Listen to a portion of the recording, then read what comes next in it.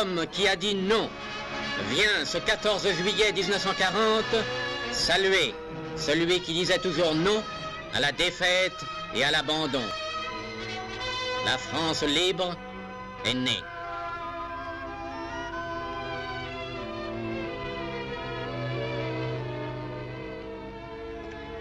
La veille 13 juillet, le général de Gaulle s'était écrié: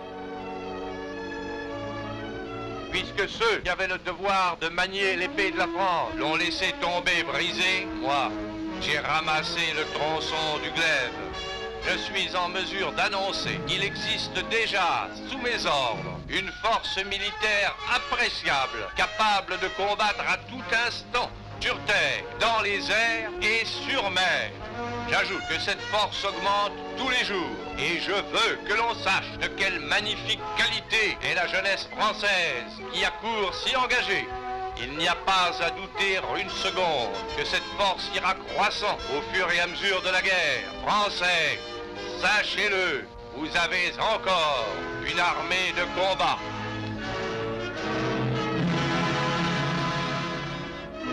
La grande aventure est commencée pour tous les Français qui veulent rester libres. Ceux qui peuvent trouver une embarcation rallient l'Angleterre. Bateaux de pêche, chalutiers, voiliers de toute espèce traversent la Manche avec leurs équipages. Pendant toute la guerre, cette flottille partagera le sort de la marine anglaise. Quelques jeunes gens ont même fait le trajet en canoë, ce qui leur vaut d'être reçus par M. Churchill, qui les félicite de leur exploit. Non, l'espérance n'a pas disparu. À Londres, la marine des forces françaises libres s'organise comme les autres armes, et les volontaires signent leur engagement. Les gestes sont simples, et le cadre est modeste. Mais c'est ainsi pourtant que la croisade commence. À la fin de l'été, il y aura 3500 marins inscrits. Quelques éléments de notre marine de guerre ont préféré le combat à la honteuse inaction. Ils justifient la fière devise qui s'inscrit sur leur flanc et que chaque soir la radio de Londres fera désormais retentir honneur et patrie. Parmi ceux-là, combien vont disparaître avec le narval, le surcouf, l'Alice ou le Viking?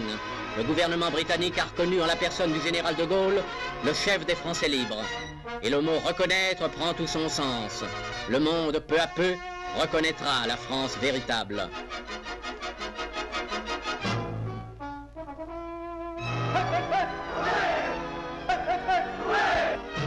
Le général de Gaulle sans relâche fait entendre au monde la voix authentique de la France.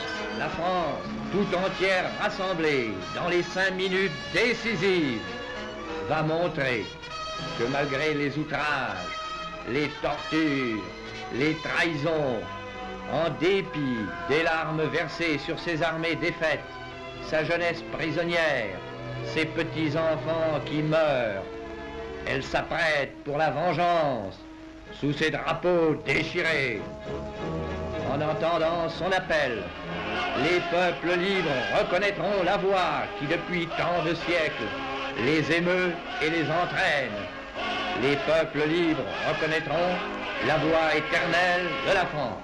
La France rentre en ligne avec toute son âme, en attendant qu'elle marche avec toutes ses forces vers la victoire et vers